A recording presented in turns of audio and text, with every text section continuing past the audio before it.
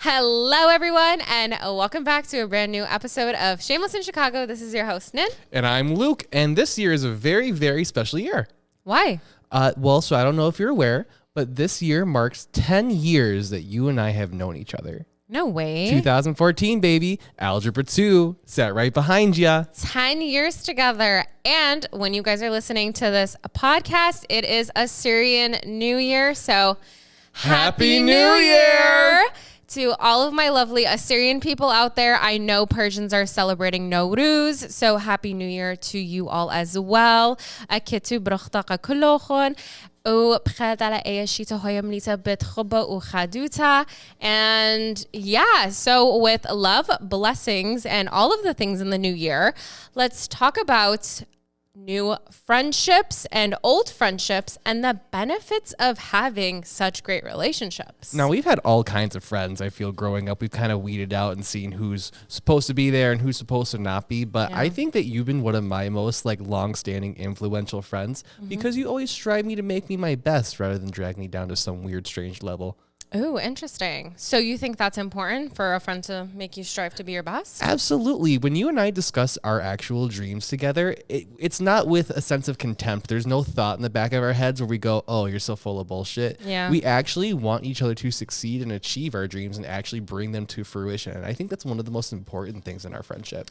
Yeah, I'd have to agree. I think we both have this shared idea that we want to be successful content creators. And we also want to be independent from any other working atmosphere. We would love to just saunter off into the city at 9 a.m. on a Wednesday. Up until the point where you told me you were gay, I had only had experience with one previous gay male who made me feel kind of uncomfortable. Oh, really? Yeah, he was like, oh, because I'm gay, I can touch you inappropriately. And I was like, absolutely not. Just because you do not like my gender does not mean that you can touch me in areas that's only reserved for my partner. That's a private square for a reason. For a reason. So when you told me you were gay, you were very respectful and you were very protective and very kind. And not once did I feel almost uncomfortable by you and your personality, you know? Good. I did something right. Soon you'll never know it, but I'm marrying you for your money. We actually made a pact. And we did, and we both broke it because we're not single by 26. Thank God for that. Thank God for that. Whew. But the funniest story is I had to hand Luke a piece of paper, and I was like, I'm so sorry, but what is your name? Because Hold on. Back this up. I want you guys to let me know, because this is not the first time I've been through this. How many of you have had a new friend that you've known for months, but you only refer to them as their nickname, and then only refer to them as their nickname because you've forgotten what their actual name was? Put a finger down. Me. Yeah, his name was Ginger. Ginger. And back then it was a big derogatory thing. People always made fun of me for my hair, and I see people on TikTok being like, I walk into the light and my hair is ginger, and I say, go fuck yourself. No, dude, everyone's dyeing their hair ginger now. It's a thing. But yeah, I would just call you Ginger. Yeah, I've had people call me Pookie before. That was a big one. Oh, interesting. Yes. But Ginger, I looked at her, I said, do you not know my name? And I said, I'm so sorry, but what's your name? I really did not know his name. And benefiting, you do benefit from the fact that we didn't grow up together. I did kind of transfer into our school sophomore year. So there's a lot of learning to do. I had no idea who you were. Yeah. But I learned your name pretty quick. There you go. I mean, Nin isn't that hard. No, it's not. But we continued this little trend. I think even in our early adult years, our late teens or early 20s, we went out together. We studied together. Yes, there were points where you and I would study together for hours in a cafe. I did real estate. You did psychology. You benefited it from a lot more than I did because I yet to have a real estate license. Yeah, I got my degree. So we did benefit there. I'm glad one of us did. And the thing is about me and Luke is that we always had a give and take relationship. It was never give, take. I remember Luke was the first one to get his driver's license and to get his own car. And so he would drive me around everywhere. He was super kind about it all the time. And in return, I gave him my love. Yes, I got to spend time with her. No, as we what ran did I errands. give you in return? I don't know. Probably like copying You've my given homework. me like you gave me gas. You covered for me if I was late to a class or whatever, Yeah. something like that. buy you food and stuff. Yeah, it was all innocuous. You probably got me fat in high school. Oh, I got him to break his vegetarianism. I was a vegetarian, yes, and then I must have been the weakest vegetarian ever because I broke it for Panda Express. Yeah, we walked into a Panda Express after school, and he was like, "I'll take the orange chicken." I was like, "Thought you were a vegetarian." That was quick, and it all smelled so good. That was my first time in a Panda. Oh wow! Yeah, no, we didn't have one, or at least I didn't have access to one. I had a bike into town if I wanted to go into town. Right? Yeah. We didn't have such luxuries. Right. Yeah, and then I remember you tried it really hard to get me to apply to college. Mm-hmm. There was one point where you're like, "Oh, look, there's this serial killer class," and we were both really interested in true crime back then. You're like, "Please come to my school. We can go take it together." And I had an application filled out, and for months the university would call me and asking me if I was still going to apply. I said, "No, I told you can throw that away." Right. And like that was the thing about me when I was younger, is that it was so engraved in my head that you needed college to succeed. And at the time, Luke was working in a back-end warehouse. I worked 2 jobs. Yeah. At a back-end warehouse and a fish store. Hell yeah. So I was like, Luke, if I am going to succeed in life, I need you to succeed with me. So please apply to college so we can be successful together. Now we learned a lesson. You do not need college to be successful. Yes. I got my shit. I got on my shit. I found a better job. Right. And now we're on the same boat now. Like not one of us is more successful than the other. Both living in basements. I don't live in a basement. Thank you very much. I'm Thank the God. proverbial basement. Okay. we still live at our parents' house. My cat loves it there. There's so many windows. It's fine. It's fine. Yeah. And like, I think that's what made our friendship strong too, is that like we really wanted the other person to succeed. And we were also very relaxed with each other because I don't think there's any point where you didn't take the opportunity to laugh at me. Oh. I remember one time when we were in philosophy class and we had a final where we had to do an oral presentation, and I fucked that up hardcore. There was no other way I could have fucked that up. Every other word out of my mouth was, "I'm fine, I'm okay." I don't know. Okay, young ones, if you're going to speak about something in front of your class, trauma is not what you're going to choose. No. But so as I did this, I can just see one person shaking with uncontrollable laughter through her entire body. Because he's literally standing up there and going like, "I'm okay." It was from, I talked about a car accident. I was okay. But to this day, every time I say, "I'm okay," this is what happens. Nin breaks down. Because I can just see our philosophy teacher right there and Luke standing, and like, mind you, it's like a white screen and a picture of Luke's car accident. And you can see the trauma in his face because it had just happened a week ago. I was so late to prepare for that final. God sent me something to use. I used it. That's what you said when you presented it. I was like, "So did you do your project? What are you going to talk about?" He goes, "I mean, God sent me the car accident. I'll make use of I it." literally took the projector because we had the photo projectors then. Yeah. I threw a screenshot of my phone. Do you have a picture of the car accident? Yeah, I do. We'll post it right here. It's pretty bad. But yeah, this is what I decided to do. And I had erupting laughter, I think, after class. She's like, "Are you okay?" Yeah. That was hilarious. That was hilarious. Laughing at each other's pain, honestly. What else? Oh, you know what else we did What? that I found interesting? What? We staged an entire fake fight where we picked at each other's like low blows, but neither of us got offended by it. And neither of us backed down. We kept going. Yeah, no, we said some pretty cancelable things. To each other. Yeah. Of course, it out was of love, out of love. out of love. Yeah, we didn't really actually get mad. And I think that's a very important thing, is that like you have to match your friend. Like, honestly, like we don't take shit seriously. No, and if you can't dish it, don't deal it. If you can't handle a little joking around, are you even really friends? If you can't insult each other, are you really friends? On the regular, insult each other. I think you still, just earlier, you grabbed my belly. And You you know- said you're staring at my titties. I was spacing out, and then Luke like came and stepped right in front of me, and I was like, "Well, now I'm just staring at your titties," and he got offended by it, and I was like, "You brought it upon yourself. You stood in front of me. I was staring out the window." Listen, just because they're pointing in two different directions doesn't mean you can't mind your own business, okay? The titties got their own eyes too. They got their own brain cells, all right?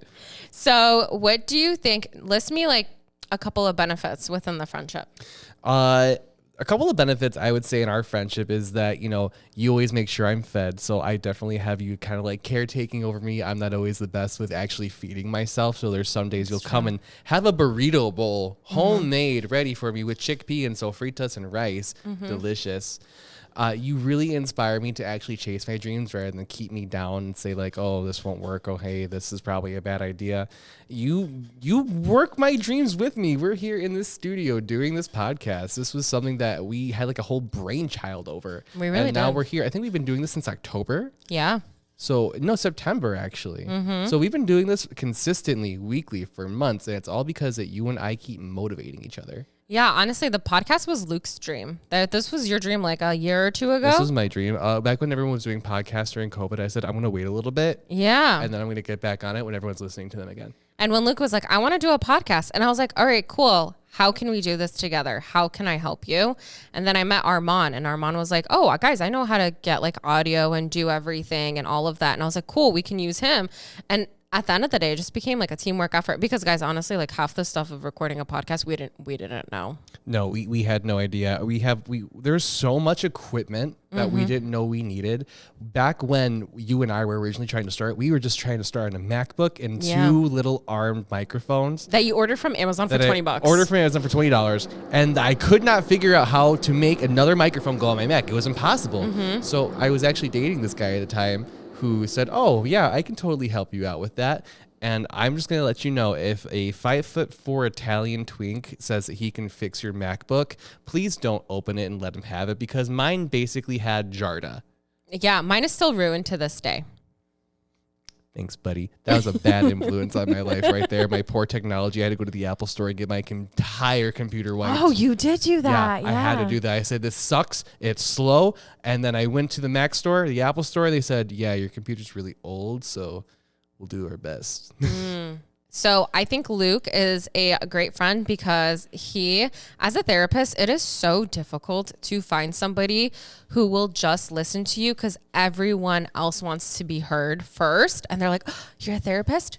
You're going to listen to me. And then as therapists, we're going to feel so bad for cutting you off. So like, we're going to let you talk. Luke is not like that. He's like, lay it on me. Tell me what you got to say. And I am listening to you. Not only does he listen to me, he listens to me without judgment. And when he listens to me, he leads me in the right direction, but is still on my side. And that's what I appreciate. Hell yeah, I like that. Yeah, it's very important. I mean, it's always important to listen to your friends. I personally have lost friends to suicide, and it's kind of important. You know, I mean, I know it's not really a risk between you and I, but Thank God. there are people who need to be listened to. There are people who just need to have an ear or a shoulder to cry on, and a little bit goes a long way, because I feel like if I had listened a little bit more in the past, that's kind of my guilt I carry. Maybe a friend would still be here today. I don't think it's appropriate for you to carry that guilt. Well, that's grief. Yeah, That's grief. And that's true. that's the long lasting influence of a friendship. That I had a friend since, I think she and I were friends up until the day she was gone. We did lose contact for a little bit. We got back together. And one of the last conversations I actually had with her was, she asked me, why did we stop talking? And it kind of cut me really to the core, because this person felt abandoned by me. Yeah. And a couple months later, an old mutual friend reaches out and says, hey, I just want to let you know she's gone. Yeah. It was over like a text message, you know, so always listen to your friends, reach out, listen. It's the most important thing you can do. Yeah, it really is. And non-judgmental, like, don't provide judgment, because that person is telling you their feelings and they want a safe space. And that's why therapists are so popular. That's why people are like, oh my God, I love my therapist. It's because it's a non-judgmental zone. And that's so important. If you want that open and honest communication between you and your friend, then you need to not judge them for what they choose to do with their life. Because one of the things they are choosing to do is allowing you in and telling you. So that's really important. The second thing that I would have to say is that you support me in like any and all of my endeavors. He supported me when I was going to college. People would be like, oh, why are you going to college? How are you going to afford that? Like, yeah, like all of that. your degree is dumb. That's not even going to be popular in a few years. COVID happened, and here we are today. The stigma's dying down of therapy. So those people were clearly wrong. Yeah, now we see you all on BetterHelp trying to find cheap therapy. That's so true. And Luke always supported that endeavor. And then even like before we had Airwave Studio, there was another business venture that I wanted to do, and he really supported me in that one and was like, let me know if you need help. I will help you as much as I possibly can. And I never felt shy or embarrassed telling him about my business endeavors because he wanted to help in any way that he could, and that was always great. I remember when a couple years ago, you and I started doing the haunted house vlogs. Oh, that yeah. never got released Yes. for good reason. Yeah. But I remember I would always feel a little weird because we would do those little sign-offs at the end. But I was really comfortable doing it with you because I was like, well, she's making herself look like an ass on camera. I can do it too. We would have people like walk like right next to us, right in front of us as we're recording like face first, trying not to act like we're around a bunch of people. Yeah. It was the most strangest thing, but like, you provided that space where I could feel comfortable stepping outside of my comfort zone. Oh, yeah. That's really important too. Stepping outside of your comfort Oh, zone. yeah. Yeah. I think you do that for me because I'll vlog in front of you. You're in my vlogs. Yeah. I say, hey, what's up, y'all? Follow me at, and I'm Luke at TikTok. On TikTok. Yeah. I will shamelessly plug myself on everything because we're shameless in Chicago. Exactly.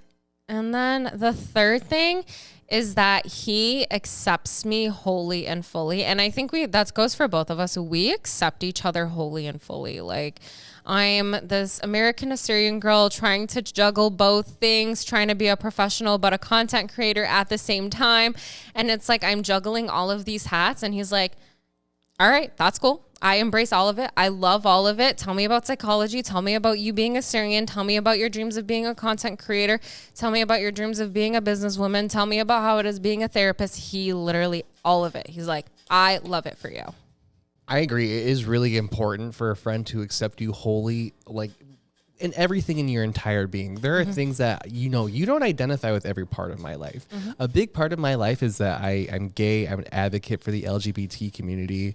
You are a Syrian Christian girly. Like, our lives, while are not contradicting, are in really wildly different directions. And the fact that we can look at each other and appreciate each other's culture and still keep a friendship going, I think speaks volumes. Yeah. And just like be an advocate for the other person and stand up for the other person. Right. You will, you support my fight for gay rights and our fight for equity and equality. Yeah. I support, keeping up with your Assyrian roots, making sure that no one forgets that the genocide happened, because these are all very real things that people try to erase from your culture and our timeline. Yeah. It's very important. I see your culture, you see mine, and we accept each other. Yeah. Yeah. And then like these healthy friendships in turn provide a healthy you and create a confident you. You have to have healthy friendships in order to have healthy romantic relationships. Absolutely. Because I think at like the peak of our friendship, I mean, we're not like peaking, but like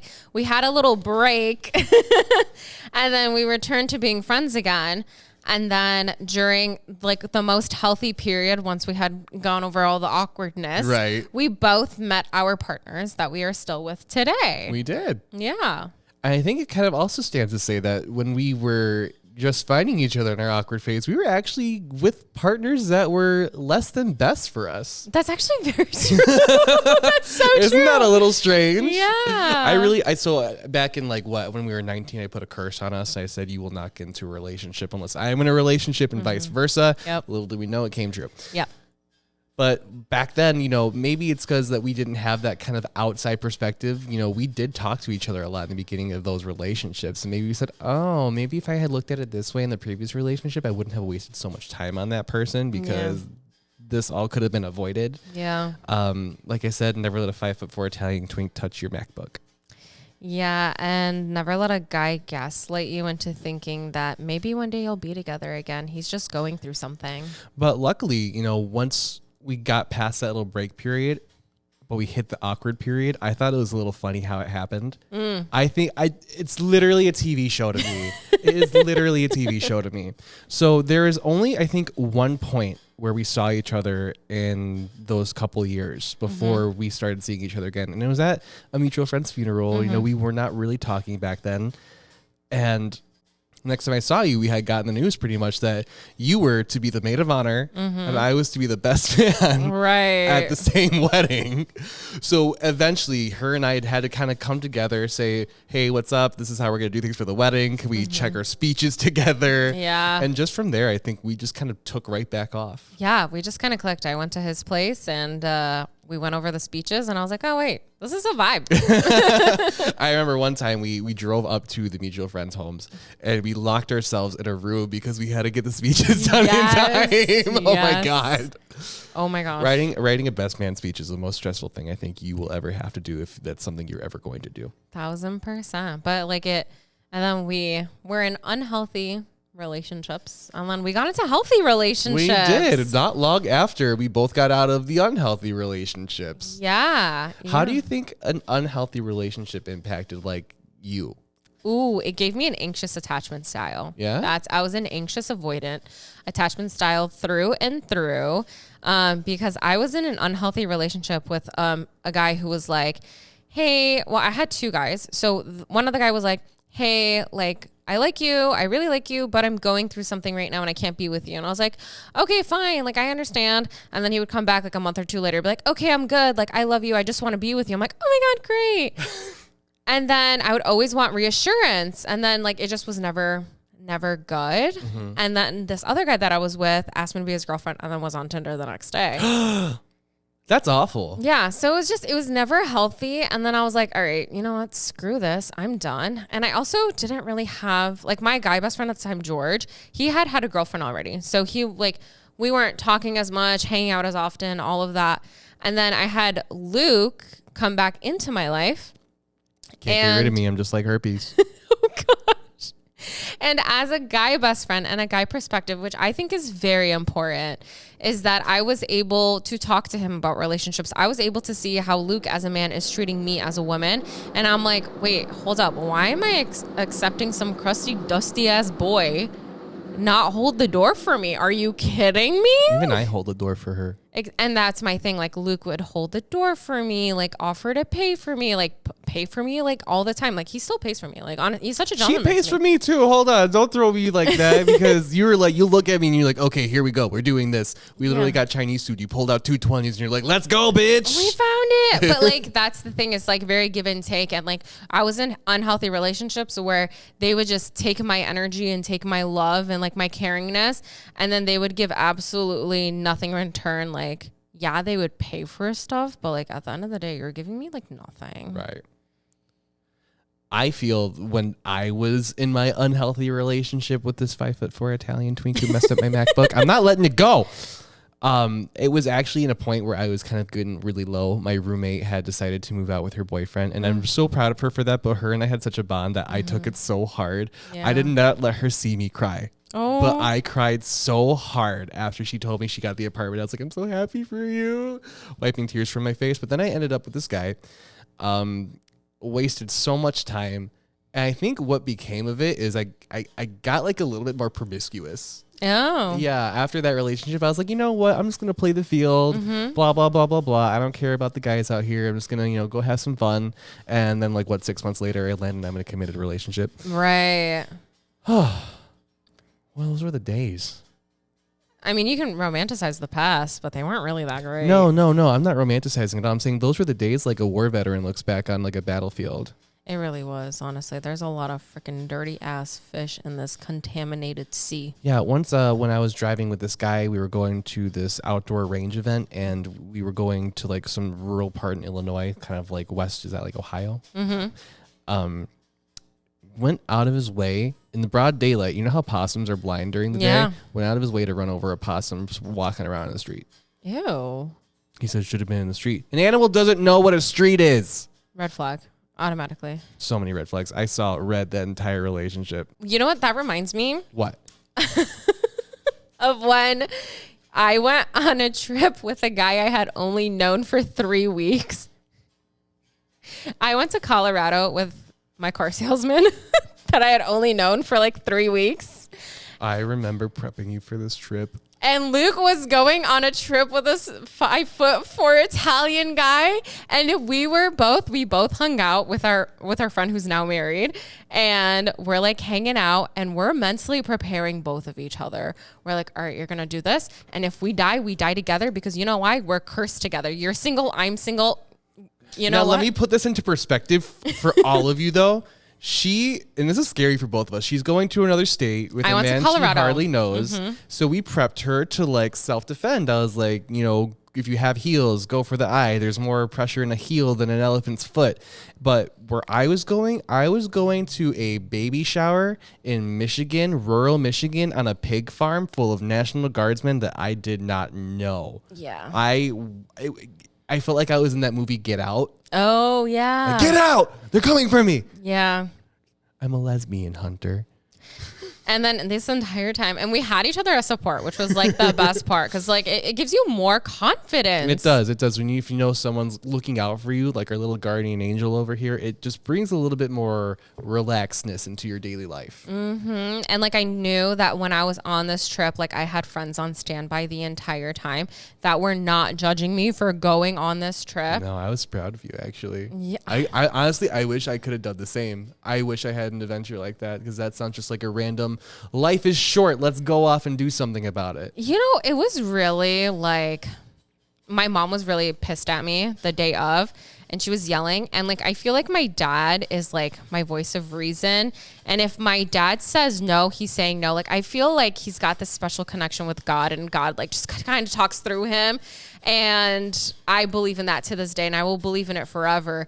But the day that I was getting on that plane to go to Colorado with this man that I had known for less than a month, my mom was yelling to my dad and was like, your daughter is going on a trip with a man she hardly knows. And he goes to me, God bless, and God willing, you have a great time. Period. And I was like, okay, well then that's my sign I need to go. So, and then I had your support. Of course. I just needed to make sure that you knew how to defend yourself with a man you knew less than a month. And then, yeah.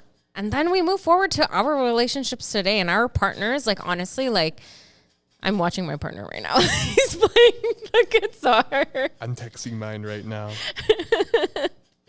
And our partners are our best friends. And we also recognize that your partner will never fill in 100%. And we as friends talk about, and my dad has a saying where it's, tell me who your friends are and I'll tell you the type of person you are. If you're having a conversation with your best friend and they're understanding you, like, oh my God, yeah, I totally get that. I feel the same way. You recognize that, like, wow, your friend is really just like you. Just as fucked up as you. And like, you will have the same thoughts. And like, some of the thoughts we have, it's our first healthy relationship for the both of us. And we'll have like thoughts like, should I even be thinking that? Like, is it bad that my boyfriend just like gave me the ick? We just have to work through those intrusive thoughts. Like these are just new intrusive thoughts. And they're so different. Yeah, intrusive thoughts are not going to pop up in your brain when you're already having a bad time. Because if you're already having a bad time, those intrusive thoughts have no need to exist. If you are actually in a great, happy, healthy relationship, you're probably going to have more intrusive thoughts. And the more you fight them, the stronger you are going to be against them. Yeah. And intrusive thoughts are intrusive because they're sticky and they're nothing like you. And that's why they cause you such great anxiety. Because it's like, wait, I love my boyfriend. He shouldn't be giving me the ick. And then it just like sticks in your brain. And then you have somebody to talk about. And then Luke is like, oh my God, no, I totally get that because I had the same intrusive thought. And then you're just having this back and forth conversation. And you're like, okay, cool. Like, that's why you need the healthy friendship to have the healthy relationship. And all these relationships all stem from really one thing. And it's how much you really love yourself. How's your relationship with yourself? Because these intrusive thoughts, if they get at you like, left and right, and they're constantly causing you, problems, pain, headaches, H words, I'm sorry. We say H words here. You're going to have a lesser quality of life because you're putting out chemicals out of your brain into your body that are going to just slowly degrade you. Depression eats you from the inside out, from every bit of you. You're going to lose weight. You're going to gain weight. You're going to lose your hair. Your relationship with yourself needs to be on par so that way you are going to be confident going into a relationship with someone else. I was confident going into my relationship because I was in a stage of, my promiscuity gave me this like self-love and confidence. But when I got into my relationship, I wasn't looking for things to compare myself against my partner because I was already confident in what I was going into and who I was with it.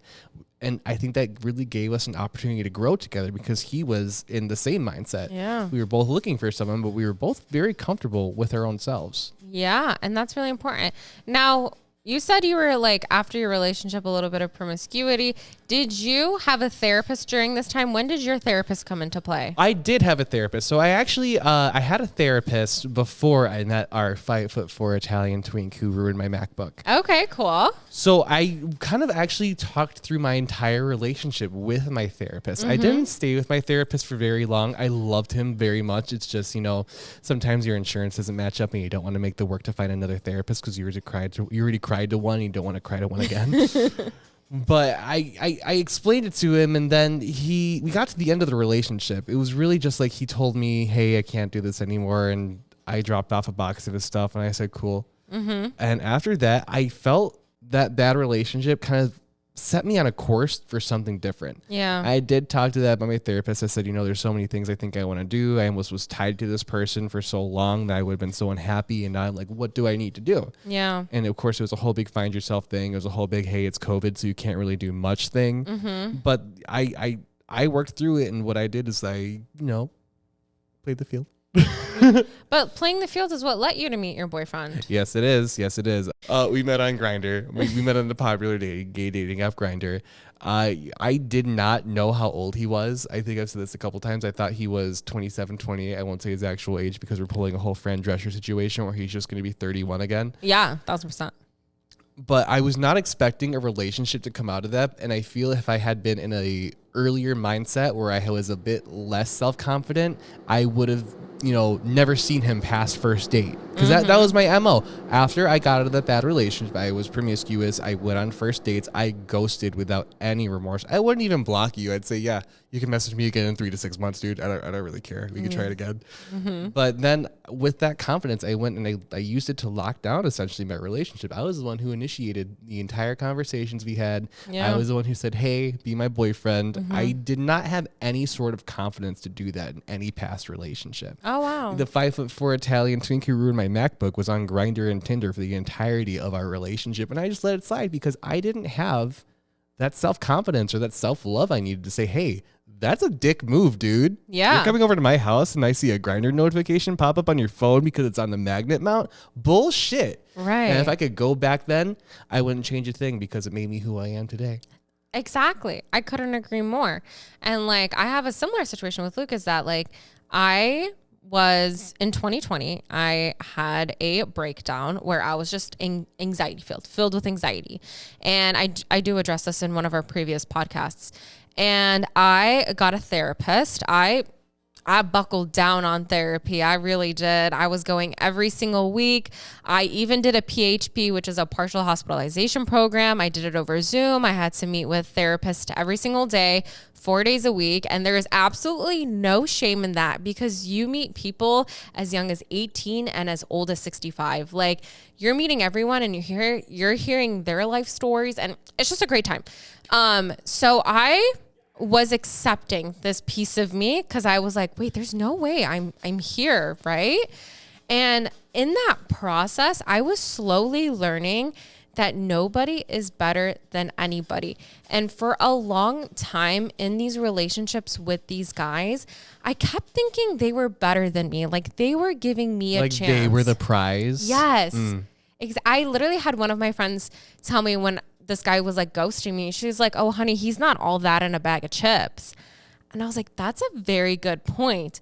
So when I got to that point in my life, I was like, hold up, nobody's better than anybody. We can all end up here. We can all end up in this partial hospitalization program. I'm like, wait, what? And then I had therapy and then I was really into my therapy as well. And I was going through the psychodynamic process of reliving my childhood and telling him everything and learning about my relationship styles and why they were the way they were and everything. And then by the time it was 2021, my grandfather had just passed away, and I loved my grandfather. He was a homie. And after that, I was like, God, please, I just want to be in a relationship so I can have a guy to cry to, you know, like that type of thing. And our friend had just passed away at a month prior. Oh. So it was a rough summer for you. It was a rough summer. So it was COVID. It was our friend getting into the accident and then passing away. And then my grandfather passing away. And then all of a sudden I fell into a relationship, which was honestly amazing for the first month that it was.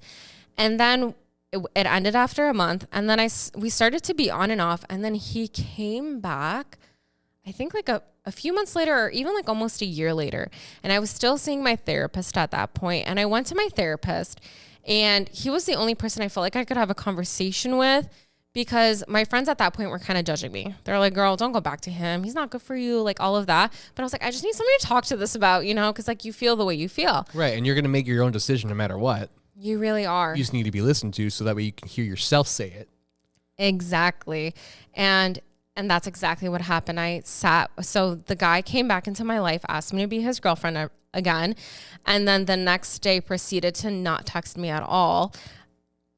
Coincidentally enough, I had a therapy session that day, and I told my therapist, and he's like, what is it you are looking for in a relationship? That's all he had to say to me. And I was like, definitely not texting me for an entire day. And he's like, well, then why don't you open up that conversation and just tell him straight up, if this is your idea of a relationship, well, then it's definitely not mine, and this is not going to work out. And I did exactly that, and we ended it there. And that's all you need for it to snowball into something. And then I became so confident that when I got it, after that, I was done. My dating was done. I met Armand not too long after, like a couple months later. And on my first date with Armand, I said, are you looking to get married or not? Because I'm not playing around. And he said, I am. So let's see where this goes. I like it. You're playing hardball. Bro, period. Don't waste my time. Perfect. She knows what she wants. But that's what I needed, that confidence. I had to fall to rock bottom. To climb yourself back up. And that's the best advice you ever gave me. There you go. If you hit rock bottom, the only way you can go is up. Facts. So I hope you guys enjoyed this episode. I hope you enjoyed listening and learning. And we're not like your stereotypical where we'll say 1 reason, 2 reasons, 3 reasons, 4 reasons why you're your best friend and why this and why that. We want to tell you guys real life stories to see how you can apply it on your own, because that's application is the most important. Right. And we're all much more similar than we care to admit. So everyone can relate to something like this. Mm-hmm. And it's painful. Sometimes, you know, these relationships that do hurt you like this can really, really get you down. But with a good support system, with a good friend or a good relationship, you can really rise to overcome just about anything. It really is. And it's not about the quantity of friends. It's about the quality. And that's all that matters at the end of the day. If you just have one good friend that is there for you at all times and literally means it. The day that me and Armand got into a relationship, we were actually fighting, and I wanted nothing to do with him. I actually wanted to block him. And Luke was like, absolutely not. This guy's a great guy. I'm driving over right now so we can have a conversation. And it was the best conversation of our lives. We did great. So thank you guys so much for listening to this episode. Let us know if you guys have anything similar or anything you think is very important when finding a new best friend. And again, Happy New Year's, everybody. Happy New Year. And be sure to follow our other channels such as Shameless in Chicago, Airwave Studios, Nin's Vlogs, and I'm Luke and the Almighty Airmain. Yeah, you guys can find me at Nin's Vlogs on YouTube. You can find Luke at... And I'm Luke. On TikTok. And you can find at Almighty Airmain on Spotify, Apple Music, and wherever you stream music and this podcast, really. And if you want to check out some TikToks where he's showing you how to get buff, we've got Airmain Lifts. X. We are a multi-talented podcast group. Alrighty, guys. Thank you so much for watching again. Don't forget to like this video, subscribe to our channel, and wherever you're listening to this, don't forget to give us a 5-star rating. And we look forward to seeing you guys all here again next week. Don't forget, new episodes every Wednesday, and the video comes out every Thursday on YouTube. And join us next time as Nin recites the entire script of the Bee Movie, and it's an original Klingon. Great. Bye, everyone.